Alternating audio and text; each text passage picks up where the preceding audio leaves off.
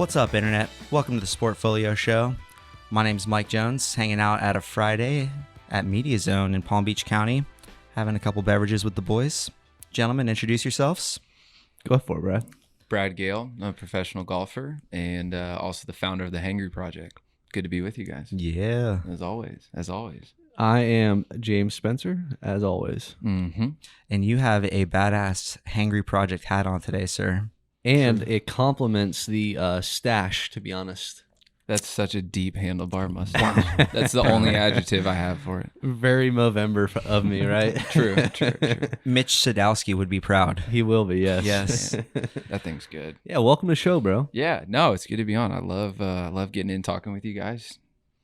I know. We had you at the pop-up So fun. last week. So fun. A little upset. We had a little, what do you want to call it? A hijacking? Hijacking of the donuts. Yes. Because I had to leave, go to dinner, and I came back. No. And I was looking like that was gonna be my nightcap, was one of those donuts. Little Jupiter donut, and it was gone. It's a controversy.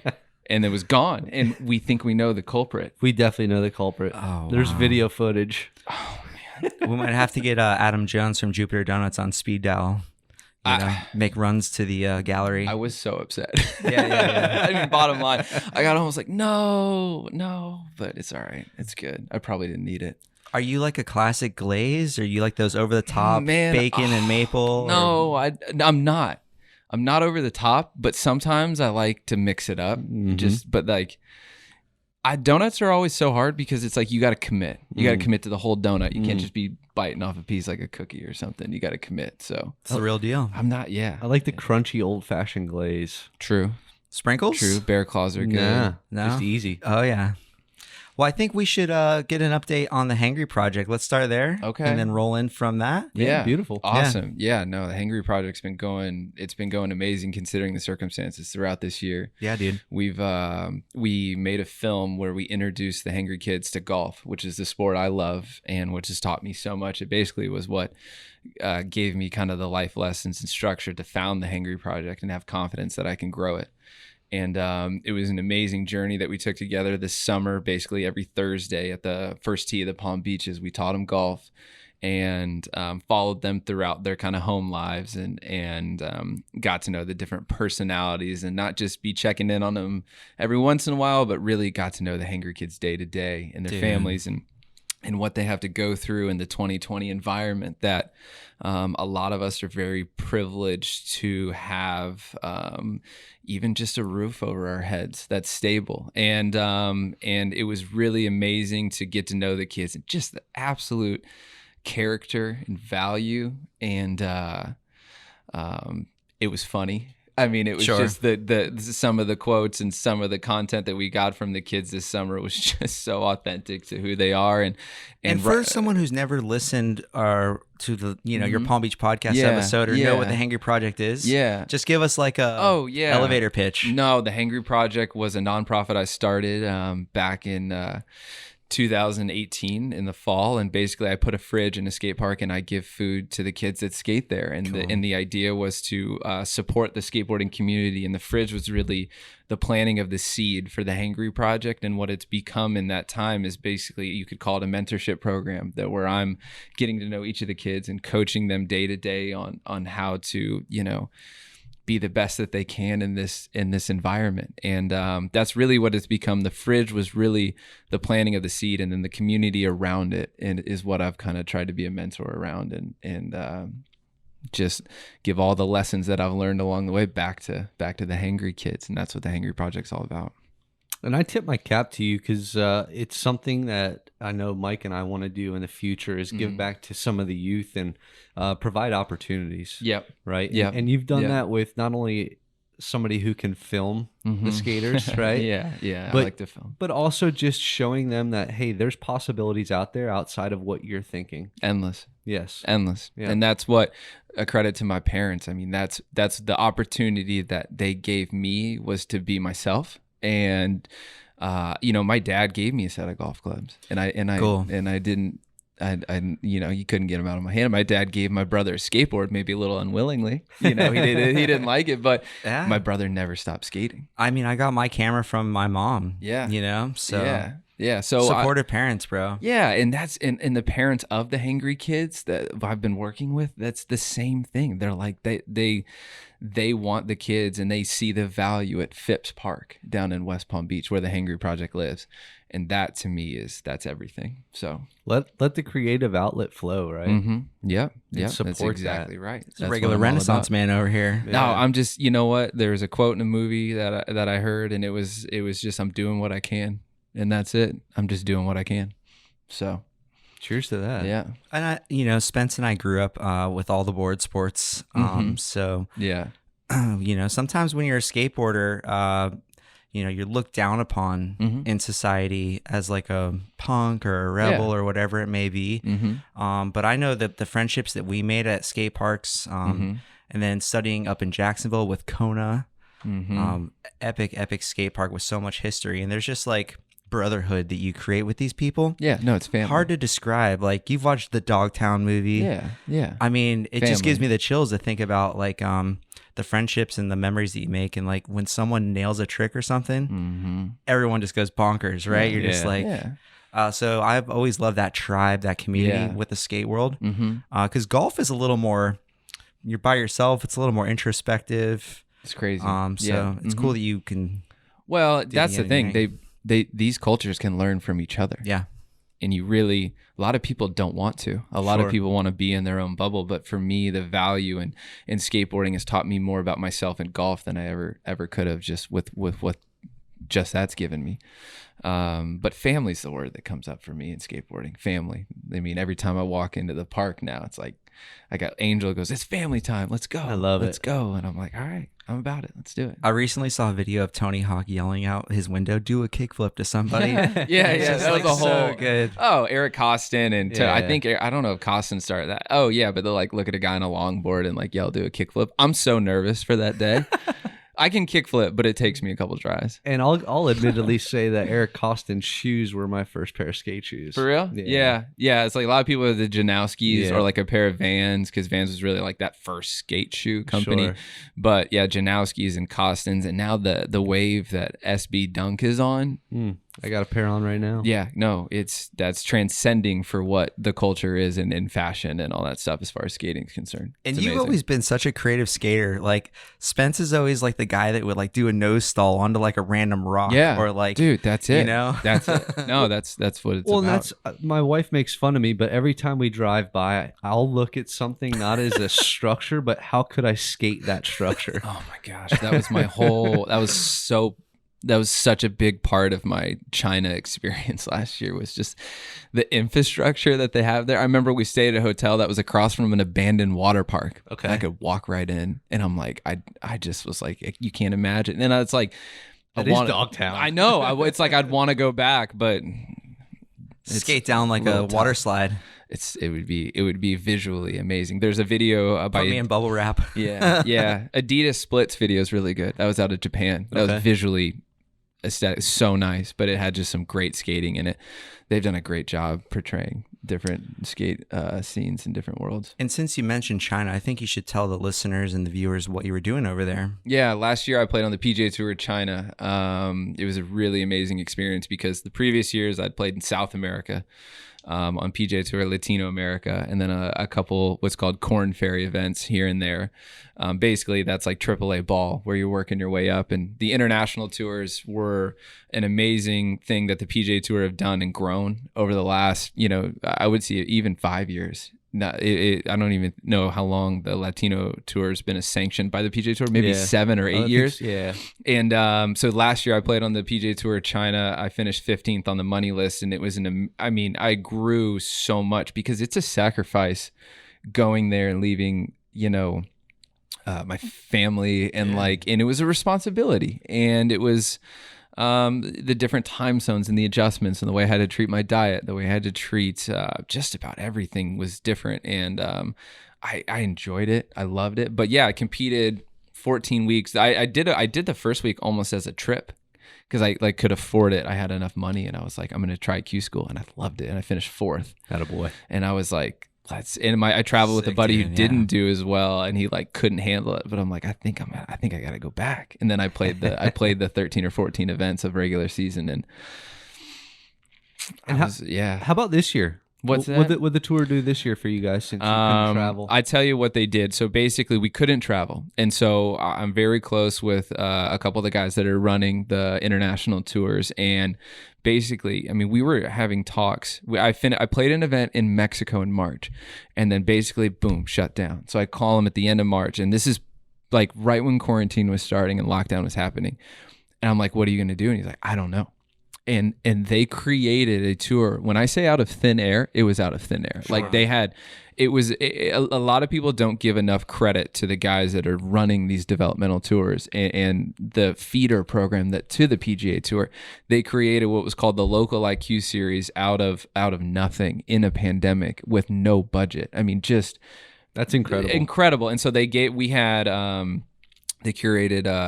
7 events throughout basically the Midwest, kind of southern part of the United States. And there were 3-round tournaments with a purse. And basically we're playing in the final event next week in Atlanta, which is like the tour championship of the Local IQ Series. And the winner, there's 2 PGA Tour exemptions up for grabs. So I'm gassed up. Like that's what game I want. time, baby. Yeah, I'm ready. And Hell yeah. And it gave guys a little bit of opportunity, and it's a logjam, so we can't graduate to the next level this year, but there are opportunities. There's a little money to be made and exemptions that are out there. So that's what I'm playing in next week. That's huge, bro. Yeah. Good luck, man. No, I'm excited. Yeah. Dude, I want to see you at Augusta one day. I do. That's the dream. Hey. True. Yeah. Eventually. I mean, it's almost like, is it the most prestigious event? Yeah. In the that or golfing world? US Open for me. Okay. Yeah. Yeah, playing on home court and in front of all the viewers, I think that, and hopefully they'll have a par 3 tourney when you're there too. Yeah, I know. It's crazy. There's no fans this year. It's tough, but it's necessary. Yep. And it's right for the climate. Yep. And I'll be very interested to see what they do next April. But Augusta, they're the pillar of how to run a golf tournament. Yep.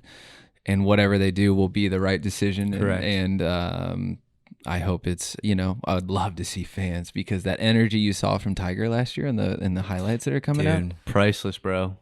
Priceless. How about him this week, by the way? What's he at right now? Let's get a look. He's playing freaking unreal. He's at 4 under with a 230 tee time, so he probably won't finish. So tonight. I guess he had matched his best ever first round. Beat it, or did he beat it or match it? I think he beat it. I thought he beat it. Yeah, I think he beat it. Really? Okay. I thought it was at least there for his first round being at 4 Augusta. under. Yeah, at Augusta. Either way, he's freaking playing unreal. Yeah. So you can never count him out on taking this victory. No, you can never count him out as long as he's upright at Augusta National. Yeah, correct. I agree with you. And I know you saw it, but how about that skipping across the pond hole-in-one from Rom? I had and this is the best thing about something like that, when non-golfers text me.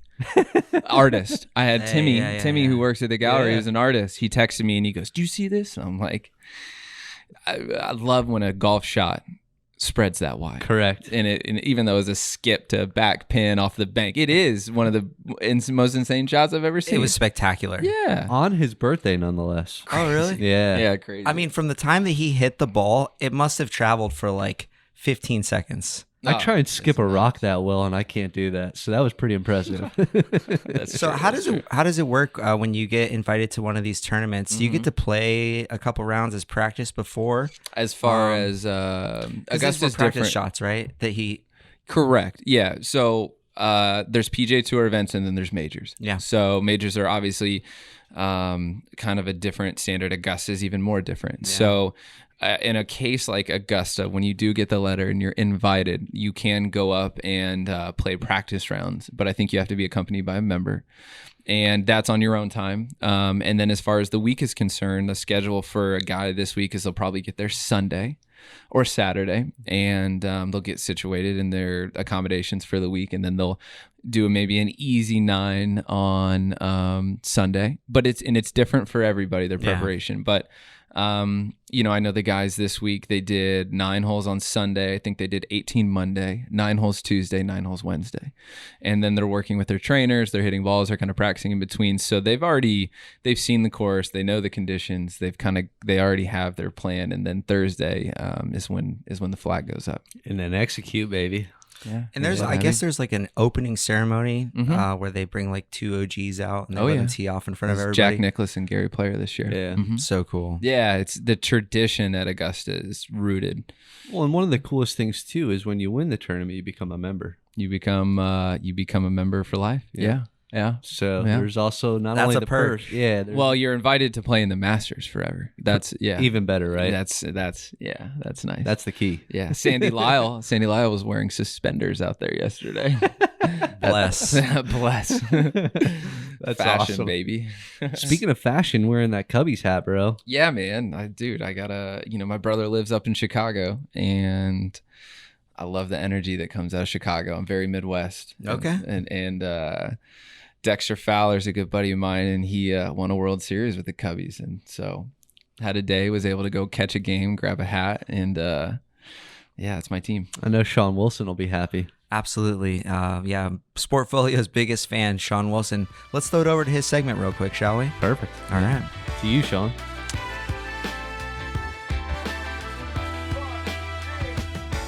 Money, money, money, money, money, money.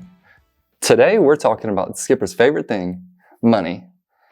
By most accounts, 2020 has been a down year for the old wallet, and sports teams owners are no exception to that downward dollar drag.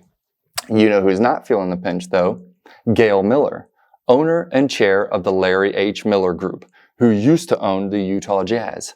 Gehl and her fam are currently doing victory laps after cashing in on a $1.66 billion sale of the team and its assets, including Vivint Arena, where the team make that sweet music.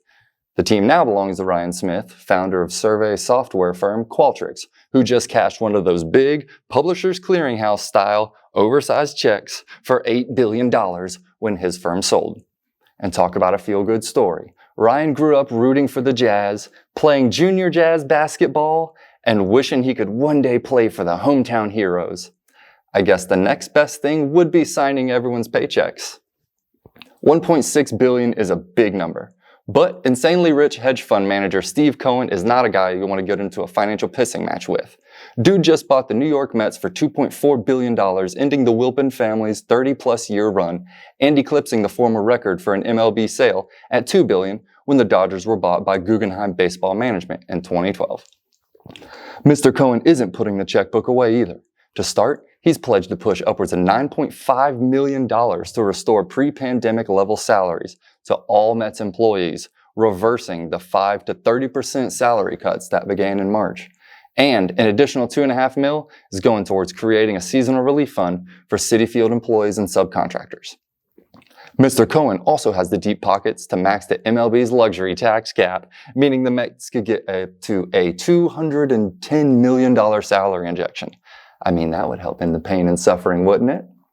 There are a lot of financial and business moves that remain for the Mets, but just like Ryan and the Jazz, Steve is a childhood fan, and I have a hard time believing he's going to let this group of talented young players off the hook without winning a World Series. It's funny, they say that winning isn't everything, and apparently they also say money isn't everything. And while I'm not saying that's right or wrong, I am saying it sounds like a bunch of poor losers came up with that crap. Who the hell is they anyway?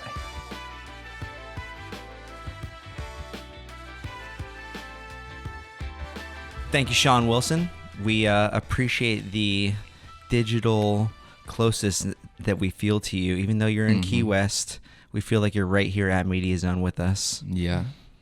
And I know he appreciates the Cubbies hat. So Yeah, thank you, Sean. Absolutely. So let's talk a little more golf. Let's do it. I know the big guy was supposed to break the course this week, right? Who are we talking about? Which big guy? How many other big guys are there? I don't know. There's a few out there. Yeah? Yeah. Well, I know the guy that had the ESPN spread bet breaking a club. Did you see that? Who is The that? Sports Illustrated cover shot. DeChambeau. Oh, Bryson. Yeah, that's the big guy of the week. Yeah. I mean, that's the big guy on trend right now. The current big guy. Yeah, that's true, because it used to be Brooks. Okay. That was Brooks. It used to be Brooks, which is crazy because Brooks is still big. Like, he's not small. Yeah. And he's still trying to get bigger. Yeah. I see him doing bicep curls Yeah. on social media. So let's look at the leaderboard at Augusta right now. He's still in the running too. I Who, mean, obviously, Brooks? yeah. Brooks I saw is him like never out around of it. 15 or 20 or something. Well, look right? how well he played last week in Houston. Yeah. Brooks is never out No, of it I when it agree comes with to you. a major. I agree with you. Yeah. When do you feel like after round 2 is when you feel a little more cozy saying someone's in or out, or like No, Sunday morning. really all the way through? Oh my gosh. This is especially at Augusta. Okay. You could even say back nine. I was going to say the same. The intricacy of the back nine at Augusta is, and I've talked in depth with a couple of players about this, but like there really is, you got to have some good vibes your way, and you got to have some good kicks, and you got to know. I mean, Tiger last year, the way he executed the final round was surgical. I mean, and that was controlled, and it was. I mean, it was. There's no words to describe how well he played that as far as the circumstance, but I mean, to do that, and you'll see a guy go low, like who's the youngest guy up there? Like Xander's up there. I mean, Justin's young, but he's been around forever. But like Matt Wolff, so Matt Wolff was deep, and now I don't see his name. Well, he's probably sitting at 4 or 3. But like you can get a guy that goes hot and can win out there, but to do what Tiger did last year takes experience, wisdom of the golf course. Yeah. That's just what Augusta can bring your way. Yeah. Well, and usually playing in April versus November is a different dynamic as well. It is, and that was kind of my biggest thing looking at Tiger, and I think why a lot of people didn't have him as a strong pick. I mean, I know a lot of pools that didn't take him, but if you catch a cold front, which Atlanta's going to next week in the tournament, the low is going to be in the 40s, but that's going to lock him up, and that's why I don't think you saw him play as well at the PGA this year on the West Coast, because it was just so cold. But if he's got some heat and his humidity, his back will be loose and he'll be able to swing the way he can still swing. So that's what I kind of look at when I'm looking at Tiger. He's acclimated to Jupiter, Florida. Who aren't, We all are. Yeah, are we all? I mean, I'm from Indiana, and I'm looking at it's going to be like low of 40 next week, and I'm like, man, I got to pack some gear. Little long johns, maybe a heating pad. Yeah. But I grew up in the north, so I can take it. I can't. I purposely live on Singer Island by design, boys. It's funny. I have my old man visiting this weekend, and he came from the Carolinas, and it's still like a 10-degree swing, you know? Oh, like yeah. he gets off the Orlando plane, and it's even. humidity, and yeah. Orlando even, there's that jump. Yeah. So we're fortunate to be here in beautiful Palm Beach County, where there's lots of nice weather all year round. And good courses. True. Yeah. No, it's awesome. So if we have to put you on the spot right now, who are you going to pick, man? Who's going to take this I got to thing look out? at the leaderboard. Look, I still like Justin. I like Justin this week.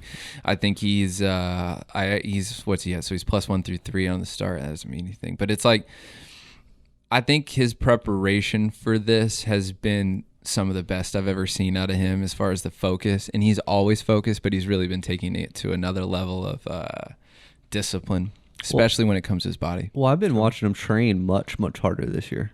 Oh my gosh, you should have seen us in quarantine. Yeah. It was me, him, and his trainer in his backyard, and we were getting it. Because it was, you know what? It was awesome. It was all we had. We weren't going to the golf course, but we could train together because that was like our pod, and we were getting after it. And man, we were like, I remember coming out of that, the first couple tournaments I played, I think I finished first, second in a couple 2 local events here, and I was like, that's nice. And I felt great. I felt so good. That's what I was going to say to you. That's why your body feels so damn good this year. This year's been great. Yes, and it's something I never noticed. I'm a worker bee. Like I like hitting balls. You couldn't pluck me off a range. Like I wake up, do it again, and I didn't realize until someone made me sit down. Good. Like, it was like, sit down, focus, think a little bit, study.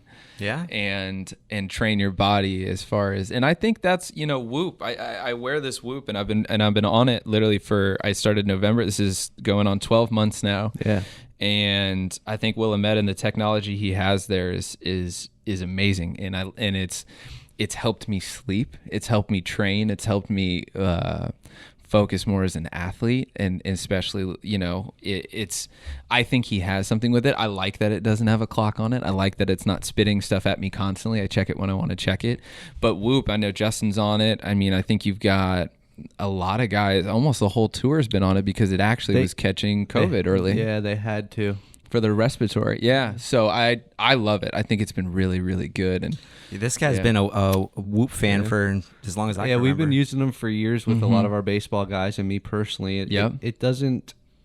It was helping people predict illnesses and getting sick before COVID. But COVID confirmed it, and now Whoop is actually doing a trial study with the vaccine group as well. Are they? To see how they respond to that. Will's a smart guy. Yeah, so he's it's good. super I like cool what to he hear does. that and see that, and obviously influencing a lot of athletes. So well, I think I'm gonna get. I want to get Noah with Whoop. I'm trying to put them in touch because I think, and he's young, he's still young, but as he gets older, I see like, and it's part of the Hangry Project. I'm like, Noah, you're like a candle. You only have so much of your wick. Like you need, and if you don't put the calories back into your body that you're burning, you're gonna burn out and you won't be able to skate as hard. And I'm like, he's young, but he's little. And I'm like, man, and he'll grow and all that stuff. But I go, this is something that will give you a competitive advantage. You can go bigger and you can go longer if you focus on this and start it at an early age. And I think that's Whoop's a good, it's a good baseline if you want to get serious about what you're doing. I'm going to tip my cap to you. That was a hell of a simile. Yeah. Give me a call, Whoop. And I think you can see like a correlation. Like, hey, I had a rough day training today, but I got like 5.5 hours of good sleep. Yeah. And I was rolling around. Yeah. Or whatever. Yeah. So I think it's important for us because we've always been athlete-centric dudes, Yeah. And it's really, really cool to see the technology where an athlete can almost have like a second opinion, on your wrist. I saw a picture of Arnold Palmer and Ben Hogan on the first tee at Augusta, just looking like two just legends. But they were both ripping heaters on it, and I'm like, I wonder where their Whoop numbers would be that day. And so it's that argument of are athletes better than they were before? I think that's out the window. Yeah, it's crazy. And not only that, the research shows when you look at a night of alcohol drinking and alcohol was the biggest thing for me. What your HRV is the next day, you're not even remotely close. And it's also funny, you can have a team on Whoop. Correct. And I feel like I'm doing a pitch for him now. But I love looking at it. Hey, Whoop, by the way. Yeah. No, it's funny. It's funny. We have a team with a couple of the golfers, and it's, if we catch a red day, you're like, Gehl, why was your heart rate 68 last night? And I was like, oh, well. It's my recovery day. Boy, that old fashioned really hit home. Yeah, no. But in quarantine, my Whoop numbers were so good. I was so good because my HRV was like through the roof. It's the best it ever been. And I was kind of bummed when I got back to work. I was like, I can't touch those numbers anymore. But you learned. I learned. I got a couple tricks now if I need to get it right. It's really cool to see that a lot of these sports where maybe they used to not care are caring. I know we've seen it in the equestrian world. We're seeing it in the golf world with Bryson and Chris Cuomo, that there's a lot more of studying, analyzing, taking a look in the mirror. Where back in the day would be like rub some dirt in it or whatever it may be, right? That's not for longevity. No. But the Whoop is. Yeah, no. I mean, I love Chris Cuomo and what he's done. That he's extremely smart, and it was no coincidence he ended up working with Bryson. And there's something to be said with what Bryson's doing. Do I think that am I going to go put on 40 pounds? No, it's not. It's not my thing. But I know it's got the attention of a lot of guys on that leaderboard. Hey, agreed. If you can just, keep your irons pure and true. Yeah, you gotta make. Look, and he said it. You got to make putts at the end of the day, especially chip at Augusta. That's where I was going to tip my cap to him. He's not just a stud driver; he's a hell of a putter. Oh yeah, no, he's crazy with right. it. Yeah, he's led. If you look at his putting, everyone talks about his driving, but if you look at his putting set, that's an age-old conversation. Yeah. And I think you got to putt well to win in Augusta, right? Yes. Well, obviously everywhere, but Augusta more so because of the slopes of the greens. Well, look, he finished 2 under, and he was in every tree that you could imagine yesterday.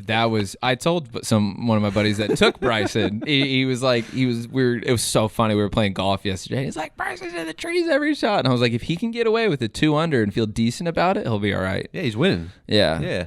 Is DJ going at 9 now? So he's 2 under through 3. DJ's gonna be. If DJ does his thing, he's gonna be tough. He's gonna be tough to beat. Yeah. Like if you had to ask me now. Well, they were dealing with the rain delay yesterday too. True, and that would probably favor DJ over like Tiger, obviously. And I think being able to drive a par 4, like to the green is that's far. a competitive advantage. No, length will always be an advantage. It will always be an advantage, and I'm a fan of it. And you know who else I think is kind of a sleeper? Patrick Reed. No, he's already got a green jacket. I know, but that's what I'm saying. Yeah. Nobody's really talked about him too much. Sure. And I think that's where, I mean, look, he's top 10 right now. Yeah. I think he was top 5 yesterday. So yeah, that's somebody they haven't been throwing around the name, but it's crazy. Yeah, no, it's crazy that there was some bet out there that was like past champions versus the field, and I don't know what the spread was on it, but it was skewed one direction. Yeah.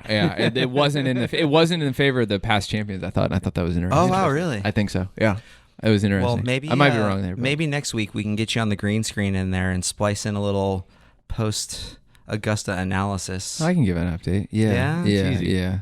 Okay. Well, we'll see if we can twist your arm hard enough to get you back at Media Zone next week. Maybe. Are you going to be in Atlanta?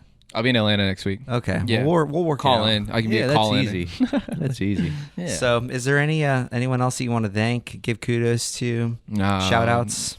As far as Augusta's concerned, or just life in general? Well, keep staying hydrated over there. Oh yeah, no, I've got my Mountain Valley spring water here that's been awesome to me. I love that stuff. It's great, and I love the glass bottles because it starts a conversation about plastics, and that's what it's about.